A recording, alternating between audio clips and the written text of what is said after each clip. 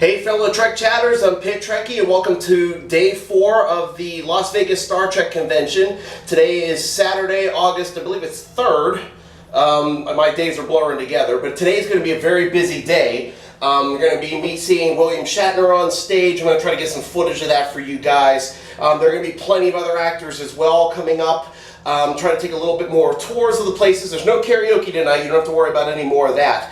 And I'm going to top it off tonight by getting my 3rd and final photo op while I'm here during this convention. And it's 6 o'clock tonight, 9 o'clock Pittsburgh time. And who else better to end it with than with 7 of 9 herself, Jerry Ryan. So I'll hopefully get those pictures up for you shortly. Come on along, let's go start our day. A year goes by and nothing... William Shatner, folks. Are you regular or are you new? Both. Recurring. Regular, new? Both. We have a lot of new people coming in, and a lot of people have been with us for 17 years. Have I been doing this 17 years? Technically, you've been doing shows for us for 33 years. If I was 17 years, sounds a lot better than... You look as beautiful as you did 33 years ago. Because you're wearing a jacket and you're happy. You're just living a new life. You're just glorying in the success that your shows are having. Oh, talking about success. The Unexplained. The Unexplained is a new show that follows ancient aliens Friday night, and it's gotten really good numbers and popular. It looks like it might stay on the air. It's a new show of mine. So, Ancient Aliens History Channel Friday nights at the moment. It'll probably change next year. How are you, everybody? What a good thing to see you. Well, I was thinking, you know, how to introduce myself to the new people and warm up the old people. And so what's new? So what's... Okay, I'll start the story this way. I lived where I used to live. In other words, I had a teeny little shack near a rather nice house on a loop around a hill. I used to jog that loop while I was living broke. I didn't have any money. It was after Star Trek and things had happened. And I look at that house and I think, oh, wow, one day I would love to have that. And that couple of years went by and jogging around one day, because a neighbor said, you know, I think that house is for sale. I jogged up there, the guy said, yes, it's for sale. Then I jogged down to Century 21 where the house was listed, and I got into line, and years later I heard there was a guy behind me who was going to bid on the same house. I bid on the house, I got the house. I got this old Spanish house that doesn't have any closet space, okay? So I remodeled it, I did a show of remodeling, but the truth of the matter is there was never any closet space. So now I'm doing all these shows like Boston Legal, where they were, we're doing it. The Unexplained, okay? That's the future.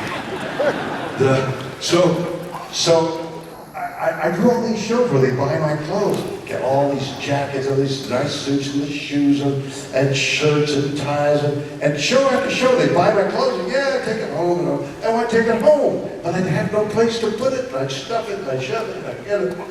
So, not so long ago, I met a gentleman, his name is Mears, and he said, why don't you auction off the clothing, and we'll give a large portion of it to charity and everything. So I thought that was a good idea. So now, on this website, there's an auction going on. It is mearsonlineauction.com, MEARS onlineauction.com, one word, and take a look. There's an awful lot of clothing, some with makeup stains still on it. Well, makeup is tough to get rid of. You get it on the collar, and you clean it, and it's still, but it's Boston Legal makeup. So there's some good clothing there, and some good fun, and take a look at that thing. And then the unexplained is new. The unexplained. So I had lunch yesterday with the producer who was making waves about getting more unexplained done. And I started to talk about my concept of the unexplained. We live our lives in mystery. We don't know what's happening. Not only do we not know what's happening out there and in here, but also in here. We don't know anything. I mean, when you think about the mystery of space and aliens and life and how it all started, we know nothing. These wonderful scientists say, well, we've measured this and that. They're shooting through a cloak, a diaphragm, a dark matter, dark energy. We don't know what it is. 95% of what is out there, we don't even know what it is. And they're taking measurements. It's a mystery. I mean, how about quantum physics? The mystery, the tantalizing mystery of life, the order of things we know nothing about. Quantum physics. We imagine something, we look at something, it comes into existence. We examine it, and then we stop examining it, it ceases to exist. It is beyond science fiction. A guy gets into an accident, goes into a coma, he's saved, he's in a coma for about a month, comes out of the coma. He has the ability to play the piano like a concert pianist. He never saw a piano before. What's going on inside our heads? The mystery. There's a group of Russian students some years ago went out to the mountains, a mountain range in Russia. They went and they were camping out. And they, in effect, disappeared until months later they were discovered by people trying to find them. And they were in the strangest positions. They had cut themselves out of a tent. They had run in the snow in their clothing that they were wearing, sleeping. They were miles apart. Their bodies were mutilated. There was no explanation. There still is no explanation. The events that surround our life are so mysterious. There's no explanation. We try, perhaps because I'm reading a book on Indians who developed the Appaloosa horse. The Appaloosa was a horse was their riches, and the American government pursued the privateers to where they almost destroyed them. The Nez Perce fled, and they were on their way to Canada because Canada, the border. If you crossed into Canada, the American government couldn't pursue the Indian tribes. They were 40 miles away from the border. And the chiefs said, the old and the sick, we need to rest. It's only 40 miles away. The pursuing army is way, way back there. We're safe. Let us rest a few days, take care of our sick and our wounded, and the young and the old. One medicine man said, I've had a vision. Soldiers are upon us. Let us flee as fast as we can to the Canadian border. And everybody said, you've lost your power. Your power is gone to the medicine man. You don't know what you're talking about. And of course, the next morning, his vision came true. It's only a small incident of vision. People have a vision and it comes. How's it possible? Unexplained. the mystery of our lives. So that's part of what this show is about, and that's why I love doing it. All right, that's about it, except that I'm working. Yeah.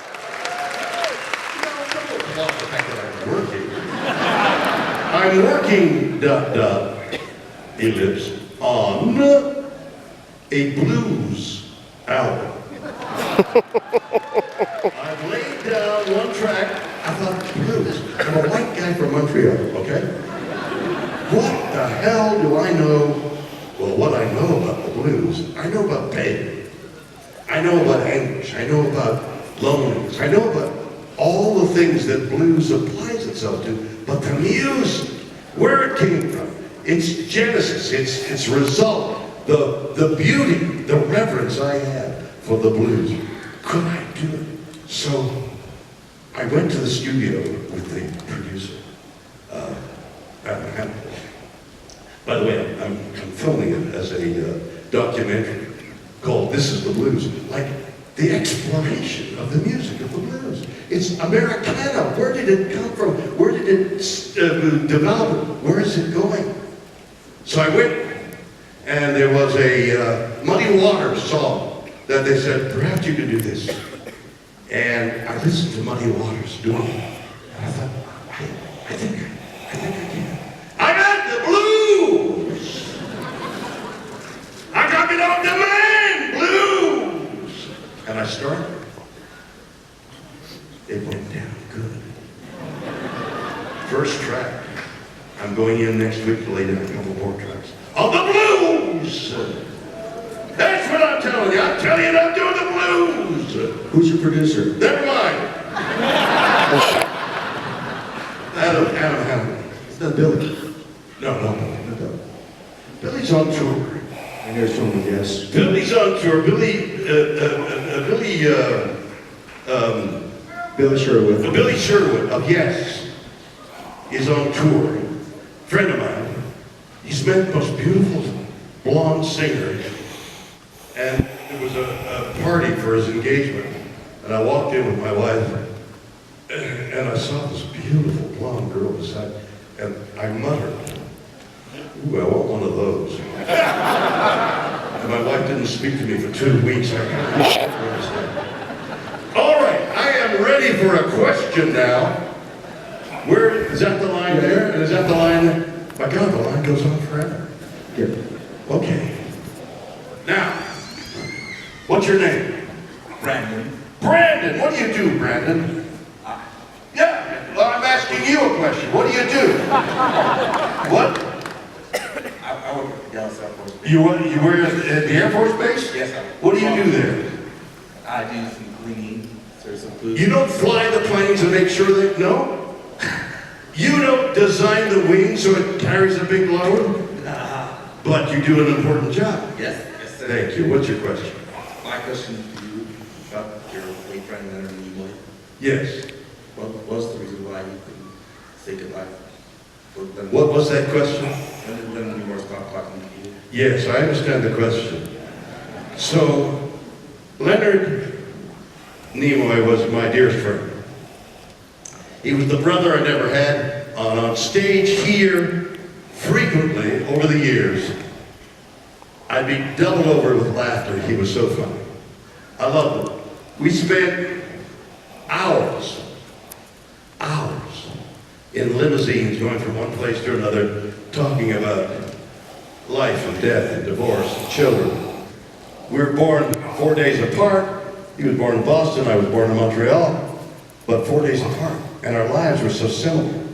And our careers never happened immediately. It was hard work, and it took a lot of energy and work and sacrifice to get to a point. And I loved him and he loved me. He was the dearest guy.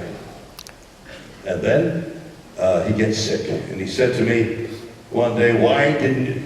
We were in a limo years ago, I think shooting Star Trek. 4 actors going to location or coming back, and everybody was smoking, and the conversation went around to giving up smoking. And everybody had their own individual reason for giving up smoking. Mine was kids. My kids wouldn't let me kiss them. Oh, Dad, you know, what are you talking about? You smell smoke. I'm giving up smoking. Another guy, my health. Another guy, I'm not going to let it control me. Leonard, years later, more than once, said, why didn't you convince me to stop smoking? Because he died of smoking. Shortly before, not a few months before he died, I couldn't communicate with him. I don't know why. I don't know why, except that somebody not so long ago said they too had a friend that stopped speaking to them because of the illness and its effect on them. But for some reason, Leonard stopped communicating with me. I wrote him a note knowing that he was dying. I wrote him a note loving him and talking about our past. And then he died, and his funeral was on the day. And I had committed to going to a Red Cross fundraising event at Mar-a-Lago, if you will. This was years before Trump became president. And there were millions of dollars being raised, thousands of people going to attend, and I was one of the celebrities that was going to, that they were coming to see. So I had to make a choice. And the choice I made was going to Mar-a-Lago and raising funds. What I said to the audience at that time was that Leonard's funeral was tomorrow and I couldn't make it. And the reason I'm here is because Leonard's name, my name, anybody famous fades from view, either an hour after they're dead, a week, a month, a year maybe. But everybody, fame is ephemeral. Fame is nothing. We're nothing. What is really the most important part of anything we can do is to do something good for somebody else. That act of doing, whether it's giving money or sacrificing yourself in some manner, that act of doing something good for somebody else reverberates for the rest of time. That is your legacy. And that's what I chose to do. Next question. We tried at your game once. We tried what? Are you game for a rematch? I'm Louis Brandmeier. You roasted me here last Yes, and Good to see you. let's do it again. Man, I'm sorry. No, not right now. What's your question? So, you helped me to launch a public speaking Yes. company. Thanks to the... Speak a little, hold the microphone a little higher. There we go. So, First thing in public speaking, God bless you, Will. you've got to be heard. Yes. If they don't hear you in public speaking, you're speaking and it's not public. And the other thing is don't talk while the other people are talking. Well, two people are talking, nobody's understood. That's the other. You learn that by watching CNN. He is game for a rematch. Yes, but not here. All right, so So what I need your question. I want to appreciate you for all that you've contributed. Well, Not just that's a statement. I need a question. But like the sense of wonder and the deep empathy that you have, Yes. you just showcased. Yes. Like that is who I am. And that's what I'm committed to being in the world. But my question. But the question is, why are you like that? No, that's not the I'm question. here to thank you. I grew up seeing you as a character helping people Yes. across Yes. the universe. So far, I don't hear a question. Yes. You see how public speaking works. Yes. Yes. So my question. Oh my God, I can't believe it. My question. Come on, show off. If you're doing what I think you're doing, My question is, yeah. and this is really where I wanted to get last year. Jesus Christ, your question!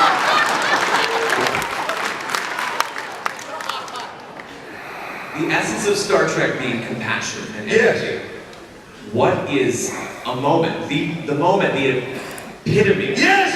of compassion Yes! that you either experienced watching the show, promoting the show, being on the show? Like, where was the moment where your heart was most open? Huh. Well, that's an interesting question. But you know what it requires me to do? To remember something 50 years ago. And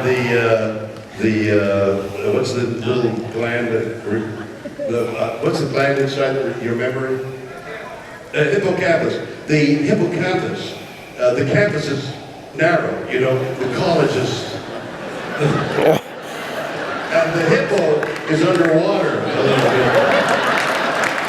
But, humanity. Humanity. Okay. Since we were on the topic of Leonard and the humanity, I also did, some years ago, a talk show, an interview show, called Raw Nerve. And I remember that. Thank you. That's the past. Unexplained.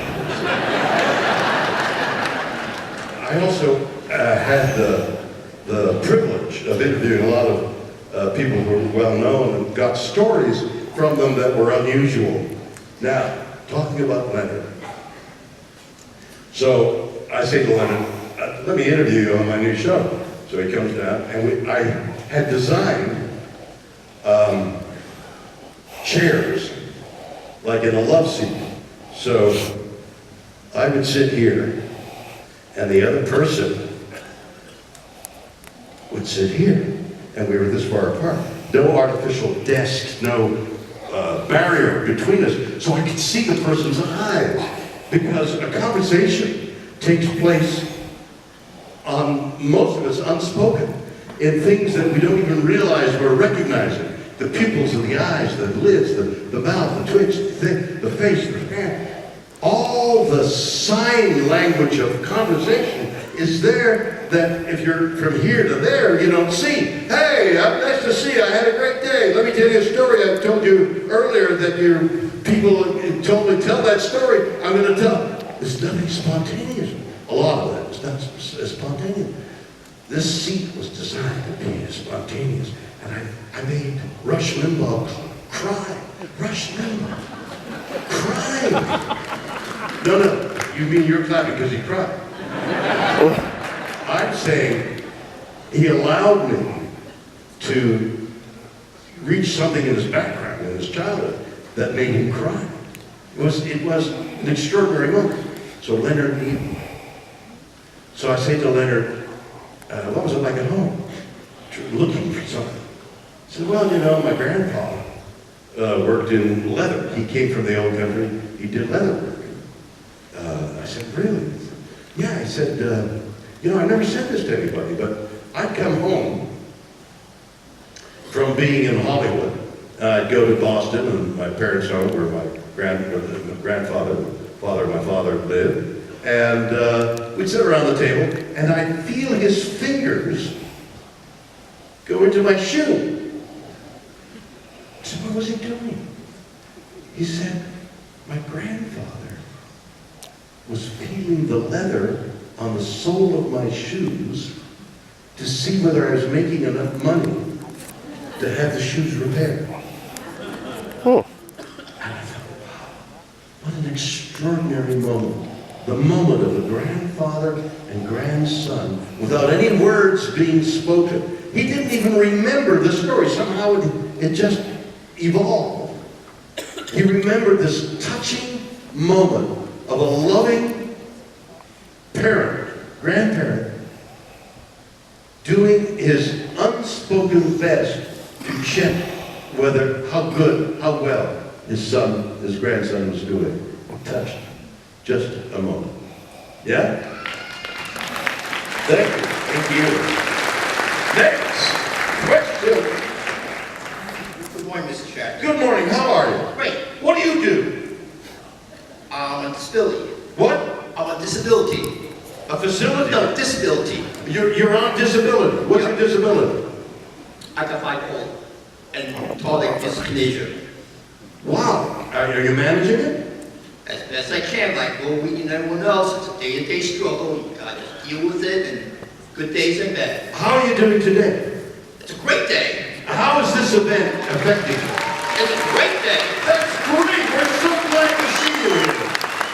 And how brave of you to grab that microphone and get up and speak. That's fantastic, man. I've done it many times. I've done it to you also a few times. That's wonderful. What's your question? My question is this. You've had the best of times and the worst of times. I have. And you've had great acting gigs like Denny Crane and Watch it now. and Captain Williams, Captain Kirk. Yes. And you also had gigs that you wish that they would wipe off history and off of IMBE and you never want to ever see again and you don't want to be associated with. No. What was the worst acting gig that you ever had? How about most of it? I tell you, there was one moment that absolutely stunned me. Okay, so I've been an actor since I was 6 years old. I've done nothing else but perform on stage one way or another, or something connected with entertainment. So I was on an English, they're wicked, the English television people. So I was on a television show promoting something or other in England. And the guy said, you know, Bill, you think yourself is a good actor? Yeah, pretty good. He says, I'd like to play a clip from T.J. Hooker. I thought, what's he gonna do? How bad can I possibly be? It was a great one. It was a great show. Great show. It went on for 5 years. I directed a lot of them. A lot of my shots were in the opening sequence. How bad? What's he gonna do? So he plays a segment that is so bad that when they finished the segment, I said, that's the worst thing I've ever seen. It undercut everything. He started laughing. He said, nothing else I could say. And I didn't mean to undercut it. It was just terrible. How could I have done that? That's how bad it was. You satisfied now? You know what? You depressed me now. Is it on YouTube? I hope you're happy. Are you happy? Okay, that make me happy. If you're happy, I'm happy. But I'm not happy. Okay, it's great to see you. Good on you, as you say in some countries.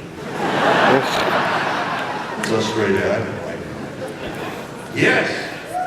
Hello. Hello. So I have a hypothetical question. A hypothetical question will get you a hypothetical answer. That's probably right. All right, right into the mic. Young lady. Yeah. What's your name? What? Deirdre. Deirdre? Deirdre, look at him. No, look at him now, and hold the microphone close to his mouth. There you go, Deirdre. Deirdre was looking at me and banging him in the teeth. You're good for a laugh, Deirdre. I hope you don't mind. Right up. All right. So, if you were to hypothetically happen to read a spectacular script for a news Wait a minute. If I have a spectacular what? script for a new Star Trek movie Yes. that starred you, Yes! What a good idea! Go any further. Start writing that. Go on. Kate Oh my Mulgrew. God, you got a script. I do. Yeah. What a strange coincidence! It is a coincidence. Hypothetically, I just don't know how it got here. But Right. But here's the problem. yeah. Oh no, it's not, well the problem is legal and all. But, what's your how do you get me, 55 years later, Right? trying to fit into that uniform? That could be a challenge.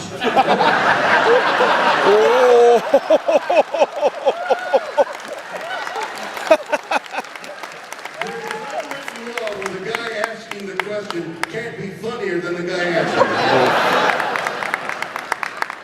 So what's just because there are other people. Give me the concept of how you put me into Star Trek. Give me your 3 lines. Okay? You're selling me, you're literally selling me the project. Yep. I've got so many appointments, I've got so many people, give it to me in 3 lines. What's the concept? So I don't resurrect you. You don't resurrect me? So you talked about your show, The Unexplained, and how there's so much mystery in it. And so what I do with you, That's 2 lines. So you come back in a way, and I don't want to spoil it for everybody here. I want you to read it. No! All You right. failed! Everybody in show business here who has a project to sell goes in front of the people who can buy, and you have to sell it. You have to say, here's what the idea is. And for example, I'm going to give you an example. The Los Angeles Police Department and I have a wonderful relationship. Having played a cop for those 5 years, I got to know a lot of policemen. And they like me, and I admire policemen who devote themselves you got the idea. So, I had heard that there was a trove of untold stories that the police department had, and through a series of things, I was able to get a letter which gave me the unique ability to go into that treasure trove of LAPD stories. Untold stories of the LAPD is what I'm trying to sell to a network right now. Okay? I've had to go, and I do this on a regular basis, some idea that I have that I think I prepare film, I prepare written material, I come in with 1 or 2 people, and I have to sell that idea like I gave you a chance. And you didn't sell it. So what you've got to do is work up the sales pitch. You've got to attract my attention. You don't come back. No. I'm telling you that you don't come in and say, well, I can't tell you. You have to say, this is the idea. You come back, you got to grab me and make me pay attention. And you didn't do that. Do I get a second chance? No. What's your question? Mr. Shatner, it was on page. You're all in white. Are you trying to attract attention? You've got my attention. Cool. If I got yours, that's all I need. But What is it? it was on page. Why are you dressed up? Just to be kind of cool. But, White is cool. I hope so. And you're wearing a necktie, but it's hot outside. Not here. You're right. Anyway, it was on page 139 of your book, Live Long and ... Yeah, where it says the man then adjusts the accelerator. That sentence there on 139? By the way, it's your best book as far as, Thanks. that I've ever read. And Have you read them all? what's that? Have you read them all? Then how do you know? You like that book? It was great. Okay. And, on page 139, you told us about how you once did a James T. Kirk stand-up comedy routine. I know. And, I've never heard of it before. I mean, Well, it's purposely hidden. It was so bad. No, you talk about bad things. I forgot to tell him that the other guy who, what was the worst thing? That was the worst thing I've ever done. So here's the idea. Well, you have a question about it? Was it during the 80s or No. the 90s? No. Was it, were you wearing your Star Trek uniform? No. None of the above. You want to hear about it? Okay. Sure. So the comedy club says, would you like to do a stand-up comedy routine? And I'm thinking, stand-up comedy is where it really is, where the great art really is. That's great stand-up comedy. Distilling, wherever the gentleman went, distilling the joke into a couple of lines. So he's holding your attention. He's amusing you with observations and cleverness. Stand-up comedy is the great art, okay, of communication. So I said to the guy who was heading up the comedy club, I got a great idea. Captain Kirk, it was the height of Captain Kirk thing. Well, of course, you're here to see Captain Kirk, so I mean, it still is, right? Okay.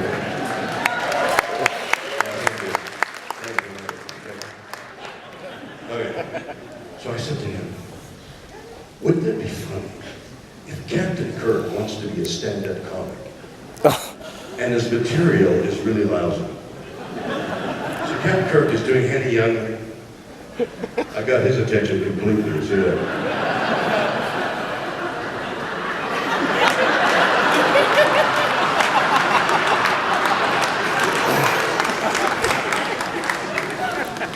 Got him. He'll never forget this embarrassing moment. So I said, wouldn't it be funny if Captain Kirk had a lousy comedy routine? The audience will laugh at how bad Captain Kirk does well with aliens and put it on stun, but telling a joke is not Captain Kirk's milieu, right? It's a funny concept, don't you think? That's what I thought. It isn't. I'm sort of telling jokes. Take my wife, please. You know the Henny Youngman joke? Exactly that. Total silence. It was the worst. It was the most embarrassing. And I could see the head guy, the guy who books all those acts, out there. You know, like he's sweating. His mouth is like this. I couldn't get off fast enough. That was the worst thing that ever happened. Except for you not paying attention on stage. Hello. Are you saluting or is that light in your eyes? The light is not. Too bad. I thought you were saluting me. I will. Okay. Well, Okay, my question is that deadly pause is for you to ask a question. Very good. I took the Paramount Studios tour this year, and the guy told a story I found hard to believe. What? You did the Paramount Studio tour? Yes. And a tour something you found hard to believe? Yes, a guy. Okay. God or the devil? I mean, what did you find hard to believe? That story was that you saved Paramount Studios. I did! By being in Star Trek. Now he was talking about how you called in and it was on fire, and that because of what you did, the studio was saved. I believe that part, but I didn't believe the other part. I want to hear your side. What's the other part? I didn't believe this.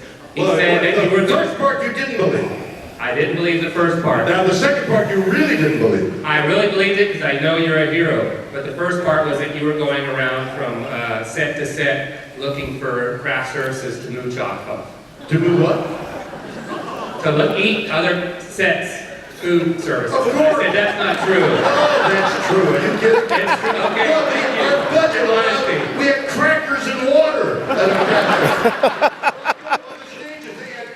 Caviar and lobster. I went for caviar and lobster. Wouldn't you? Why do you find that so hard to believe? Now I do believe it. Thank you for being honest. I'm just hungry. So what he's talking about is, I think it was police show, Hook, TJ Hook.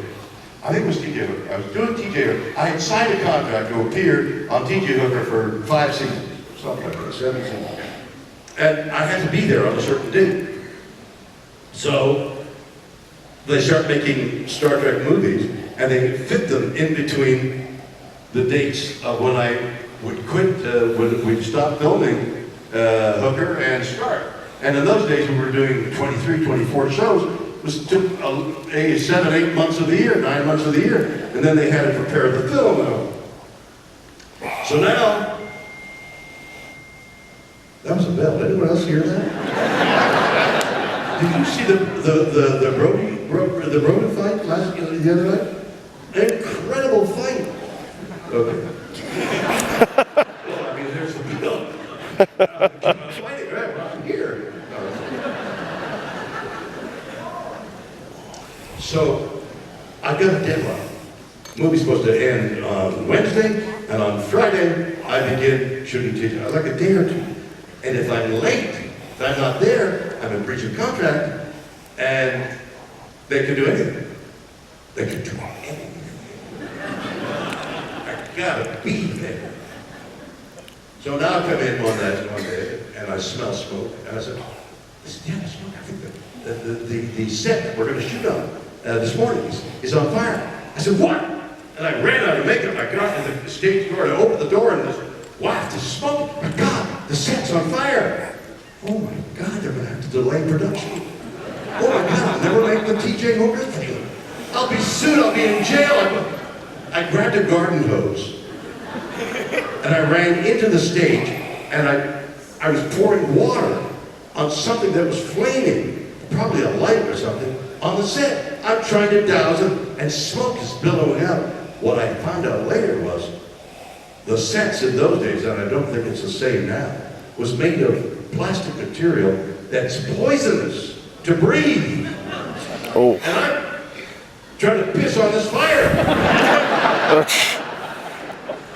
Yes, when I put it out, this fireman came and ran in and took me out and bathed me. Probably you put the fire out. Thank you so much. Are you paying attention? I'm paying attention. Okay. That actually reminded me of somebody who used to torture on sound stages. The what? D. Kelly. I used to torture him. Oh, D. Kelly. After service. I had to appear. I had to appear when I was shooting Boston Legal. I got an invitation to go and drive a NASCAR in North Carolina at the NASCAR thing. Come and drive it. Now, I have worked very hard at driving fast cars. My family won't drive with me, by the way. You drive too fast. I said, what do you mean I drive too fast? I'm trained. I know how to do this. So, I say to the manager, listen, they want me on a Tuesday and a Wednesday to drive. I'll go there like on a weekend, Sunday. I'll be there Monday, Tuesday, and Wednesday. They'll teach me and do me and get, and I'll drive Wednesday in this competition that's filmed, and I'll be back in time to shoot on Friday. That's how narrow it was. So they say, all right, but if you're not back by Friday, you can be sued for a lot of money because you're going to hold up production. I'll be back. So they give you a 2-day course on what to do and what not to do, especially what not to do. There's the bank, there's a cement bank up here where if you hit it, you crash and you die, like, what's his name did, who hit the, Earnhardt died. Dale Earnhardt, a senior, yeah. You're up.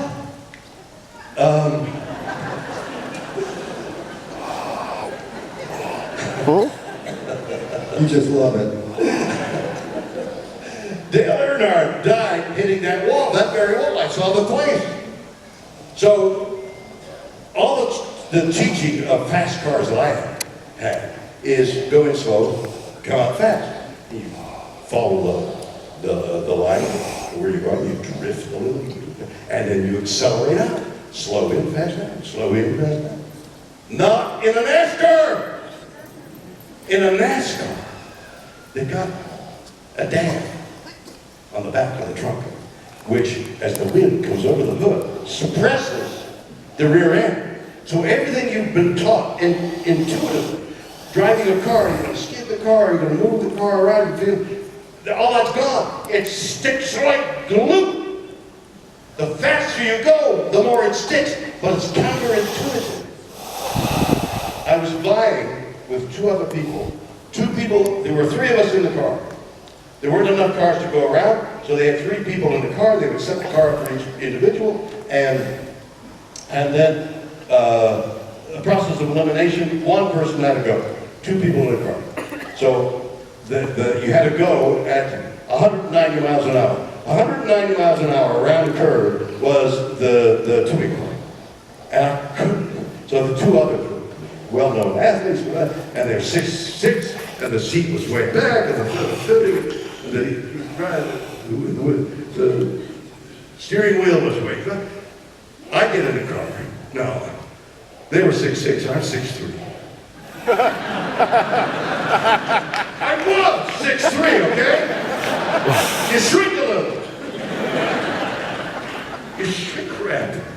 Time shrink wraps you. You know how you can put clothes and suck the air out of something or other, and it compresses everything and it gets smaller? That's what time does to your body. It shrink wraps you.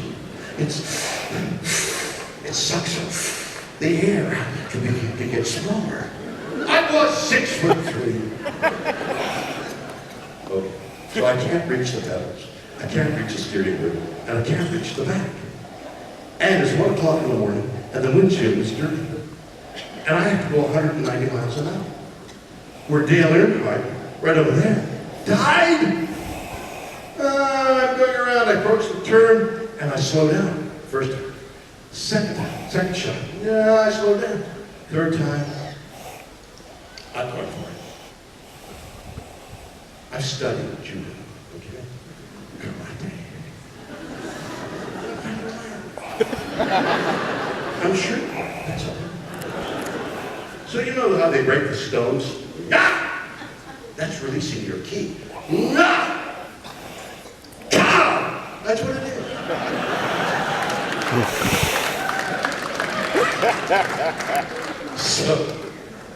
So I decided that third time I would release my ki. As I'm going around, I would give it my whole energy. I'm going to press on that accelerator. And as I came around the curve, now they've got cameras all over, okay? Little cameras, because it's a television, and it's a competition. And as I enter that curve, I press the accelerator, and I come around. And I go 192 miles an hour, I qualify. Except, during those 2 days, they said, there's this white line down there. If you cross the white line, because you're up here, but you can't go down there. Somewhere, I crossed the white line.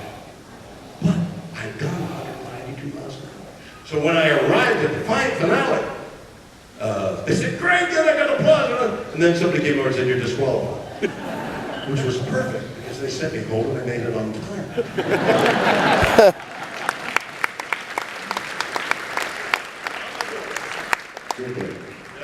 Got you. Fully awake now.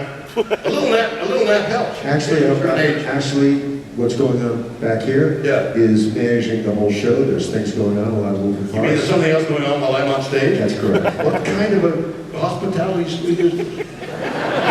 So, Next question. there you go. I got you. Over here, yeah? Okay. Hello, Mr. Shatner. Hello there, how are you? My name's Robert. I'm in business development. You're in what? My name's Robert. I'm in business development for a construction firm. Really? You give lectures like that? You say, put a nail in over here. Erect a column of cement right here. Do you use the voice? Or do you use the voice? No, I do not. Do you talk like a business? Put the word over there. That doesn't sound like a construction guy. No, I'm in business development as we build electrification, solar systems, communication systems. Oh, For railroads. okay. All right, what's your question? I had a question prepared, but we've already talked about Spotlight. So, and I can totally sympathize with. Well, surely, a man of your intelligence, your background in education, Yes. dealing with people, you could think of another question. And I have. Another question, other than the question that was already explained. Sir, I have. Okay, I'm sure you do. I'll help you if you need. So, what James asked, the relationship was great. Wait a minute, start again. Start again, I didn't hear it. Jimmy Doohan. Jimmy Doohan. Asked. The relationship was strained. And everything's a two-way street in life, right? There are mysteries in life. Wait a minute, I'm not understanding a word. Okay, I'm sorry. You're in communications, you say? I will articulate. Please. With the remaining actors that are alive today. Yes, very few of us left. Right. And I'm shrink wrapped. So George and Walter, I believe as fans we would love to see nothing more than three of you on stage. Wouldn't that be wonderful? Right. Yes. Is there anything we can do as fans?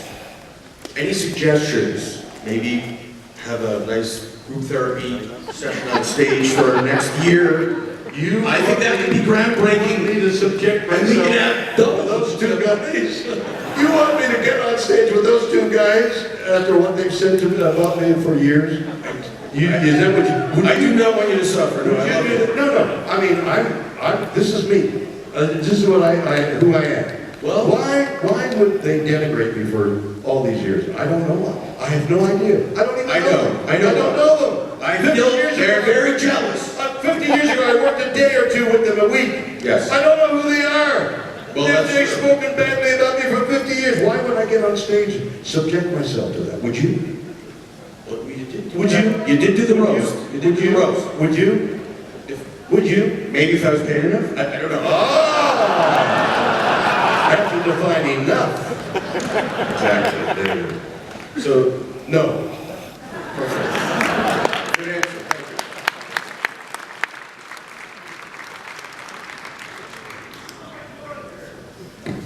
Fabulous. We've got 4 minutes. That's the nicest sound in the theater. I gotta tell you, that is the nicest sound in the theater. Please. Hi, Bill. Hi, how are you? I'm good. How are you? So you have many amazing qualities, but one of which that English. Starting to get slow. You have many amazing qualities. Oh, I do? You do. Yeah, Thank we all know you. you. Would you care to enumerate any of them? Okay. Gorgeous. That's a good quality. I'll take that. And shrink wrapped. Wait till they blow me up. Okay. So, but my question is, one of your qualities that intrigues me the most is. Yes, what's intriguing? That's a beautiful English word, by the way, isn't it? What's the equivalent? What part of Asia do you come from? China. Give me a Chinese word that is as beautiful as the word intriguing.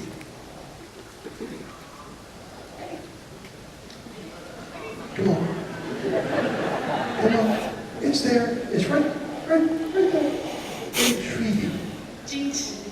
Say it again. 惊奇. 兴趣? Yo, is it true? Yo, is it true?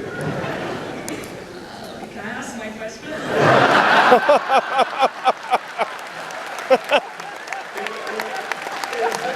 that your question? No, you may not. How's that? It's like the guy with the genie with the okay. What's your question? Okay, so how can you stand social media like no one else? How can I what? How can you stand social media like no one Oh, else? social media. What's your true feelings about Twitter and Social media is the new thing, right? I mean, well, it's now the old thing. Social media has taken over the world. Everything has changed as a result of the new technology and the internet. And those of us who didn't know about the internet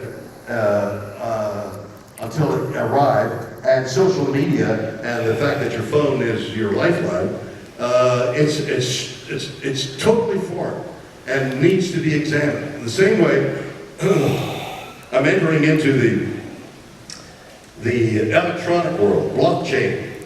You know what blockchain is? Okay. See, now I'm about to tell you something that a lot of people know, but most people don't know. Blockchain technology is on the lip of our experience. Blockchain technology and e-currency is the wave of the future. The what?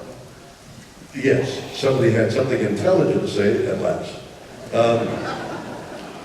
So there's a whole, so social media came about, and now blockchain technology is out there. Another whole, like, what is that? And it's all electronic, and it's electronic banking, and it's electronic currency, and it's a business done on the internet. And that's essentially what the blockchain being the ability to follow all that. So if you have a Bitcoin, you understand Bitcoin? You know Bitcoin? So Bitcoin you follow a Bitcoin on blockchain technology. That's how it works. What I just said, I don't understand what I just said. No, I mean, it's a concept that you got to keep drilling. What is it again? So, social media is that. Netflix is where everybody's going, and the networks and the channels that we all look at, most of us look at, are going downhill. That it is now people who are at their own leisure tune into what they want on places like Netflix. That's a dynamic that's happening right now. So I thought that I would try and stay in the forefront as best I could of the technology that's coming along. And when social media hit, I thought, there's more publicity there. I can contact people like yourself, and I can let you know what I'm doing, you can let me know what you're doing, and we can have a relationship with my audience. I can have a relationship with them on this medium. Now, it's hugely time consuming, and I'm on it, but I certainly have people who will help me type the thing out, but I'm on top of it. It's from me to you, okay? But it's already in its ascendancy. Something else is coming along that will take its place, and I'm trying to stay in front of it, because what happens when you get older than, say, 25 is you think, oh, no, the telephone was much better. You know, when you could dial on the telephone, what is this thing in your hand? Okay, this thing in your hand, but you're doing too much. But it doesn't work fast enough. Now we're going to 5G. Now we're going into technology that is atomic, that is molecular. We're going into that area. Quantum is the next form of technology. Everything we are poised on the lip of technology that will change the world the way it's been changing so rapidly in the last 50 years. We're on the lip of all these changes, but none of it makes any difference if the world destroys itself. What we need is a concerted technological program from every nation on earth to clear the air, the water, and the earth. If we don't do that, we're underwater in every sense of the word. Okay? That's the message.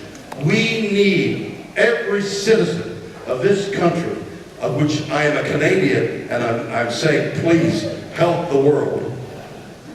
Pay attention to the fact that the world, if you just see the news today about Siberia caving in because of the forest fire there and the permafrost melting, disaster is happening to us. You've got to get there and vote clean air, clean water, and clean